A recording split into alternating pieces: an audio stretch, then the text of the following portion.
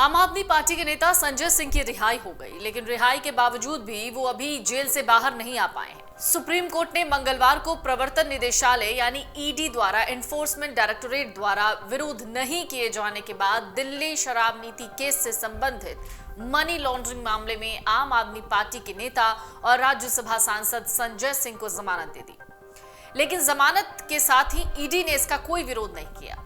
ED ने कहा कि उसे संजय सिंह को जमानत देने पर कोई आपत्ति नहीं है, तो फिर सवाल उठने लग गए कि आखिरकार 6 महीने तक संजय सिंह जेल में क्यों थे। दरअसल इसके बाद अदालत ने उनकी रिहाई का आदेश दिया, लेकिन आदेश की लिखित कॉपी में सुप्रीम कोर्ट ने उस बयान को हटाया है जिसमें कहा गया था कि संजय सिंह राजनीतिक गतिविधियों में भाग ले सकते हैं। जस्टिस संजीव खन्ना, जस्टिस दीपांकर दत्ता और जस्टिस पीबी वराले की पीठ ने पहले मौखिक रूप से टिप्पणी की थी, आदेश पारित किया और कहा कि संजय सिंह जमानत की अवधि के दौरान राजनीतिक गतिविधियों में शामिल होने के हकदार होंगे। जो खबरें इस वक्त सामने आ रही हैं, उसके मुताबिक सुप्रीम कोर्ट ने लिखित आदेश में संजय सिंह के वकील अभिषेक मनु सिंघवी का बयान भी दर्ज किया है। लिखित आदेश में संजय सिंह के वकील अभिषेक मनु सिंघवी का बयान तो दर्ज किया गया है और यह भी लिखा गया है कि उनके मुवक्किल यानी संजय सिंह मौजूदा मामले में अपनी भूमिका के संबंध में कोई सार्वजनिक टिप्पणी नहीं करेंगे। आपको बता दें, जमानत याचिका पर सुनवाई के वक्त संजय सिंह के वकील ने सुप्रीम कोर्ट की 3 सदस्यीय पीठ के सामने इस शर्त पर अपनी सहमति दी थी। दिल्ली शराब घोटाले से जुड़े धन शोधन मामले में संजय सिंह की हिरासत की मांग करते हुए ईडी ने अपने जो एप्लीकेशन था यानी जो आवेदन था उसमें उन्हें प्रमुख साजिशकर्ता करार दिया था। हालांकि वो शराब घोटाला मामले में आरोपी नहीं है, जिसकी केंद्रीय जांच ब्यूरो द्वारा जांच की जा रही है। ईडी ने संजय सिंह पर कथित शराब घोटाले से उपजी अपराध की आय को वैध बनाने का आरोप लगाया है। तो यानी सीधे शब्दों में कहें तो दिल्ली के मुख्यमंत्री अरविंद केजरीवाल की तरह संजय सिंह पर भी मनी लॉन्ड्रिंग का आरोप है। धन शोधन निवारण अधिनियम यानी पीएमएलए की धारा 3 के तहत अपराध की आय को छिपाना भी एक अपराध है। अपने रिमांड आवेदन में ईडी ने कहा था कि संजय सिंह शराब नीति 2021 से 22 घोटाले से उत्पन्न अपराध की आय को ठिकाने लगाने में शामिल थे। वो शराब कारोबार से जुड़े समूहों से अवैध धन यानी रिश्वत इकट्ठा करने की साजिश का हिस्सा थे। उनका 2017 से दिनेश अरोड़ा के साथ घनिष्ठ संबंध है। दिनेश अरोड़ा के साथ साथ उनके कॉल रिकॉर्ड से यह स्थापित होता है। दिनेश अरोड़ा दरअसल एक व्यवसायी हैं जिस पर ईडी ने पहले साउथ ग्रुप यानी दिल्ली शराब घोटाला मामले में दक्षिणी भारत के आरोपी व्यक्तियों का दरअसल एक समूह है और आपके बीच रिश्वत का माध्यम होने का आरोप उस पर लगाया था।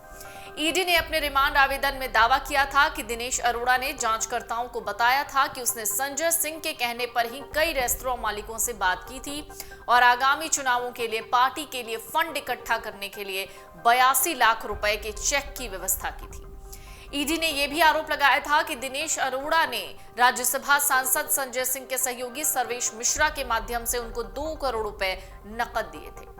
तो सर्वेश मिश्रा कौन थे? दरअसल सर्वेश मिश्रा को भी ईडी इस मामले में हिरासत में लेकर पूछताछ कर चुकी है। साल 24 जनवरी को यानी इसी साल 24 जनवरी को कोर्ट ने 1 लाख के निजी मुचलके पर जमानत दी। नवंबर 2022 में दिनेश अरोड़ा सीबीआई मामले में सरकारी गवाह बन गए, यानी जो दिल्ली शराब घोटाला केस था उसमें सरकारी गवाह बन गया और उसे जमानत मिल गई। जुलाई 2023 में अरोड़ा को ईडी ने गिरफ्तार किया दिल्ली शराब घोटाले से जुड़े मनी लॉन्ड्रिंग केस में। दिनेश अरोड़ा ईडी मामले में भी सरकारी गवाह बन गया।